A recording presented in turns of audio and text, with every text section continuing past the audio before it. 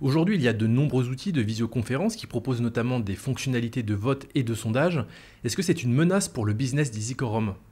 Alors, non, pas du tout, parce qu'en réalité, on voit que les usages évoluent et nous, au contraire, ça montre que finalement, beaucoup de personnes étaient réticentes à utiliser des outils tels que Zoom, tels que Teams, alors qu'aujourd'hui, c'est une pratique qui est complètement généralisée. Et effectivement, il existe tout un tas de fonctionnalités de sondage, mais nous, ce qu'on propose, c'est quelque chose qui est beaucoup plus complet et qui répond à d'autres problématiques. Lorsqu'on fait un petit sondage comme ça va fonctionner pour une association, généralement de petite taille, avec des exigences juridiques pas très poussé, mais avec un budget qui est très limité. Lorsque nous, on va organiser une assemblée générale pour une société d'une certaine taille, avec des problématiques juridiques, il va falloir garantir la légitimité du vote.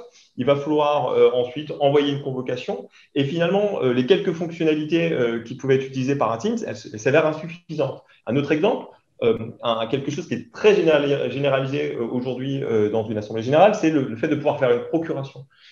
Et donc, ces systèmes, effectivement, un petit peu de sondage, ils ne vont pas permettre de dire que Brice, il a obtenu la procuration de quelqu'un d'autre. Voilà, donc c'est un ensemble de fonctions qui sont assez complexes et qui sont assez complets, qui aujourd'hui sont réalisées par EasyForum.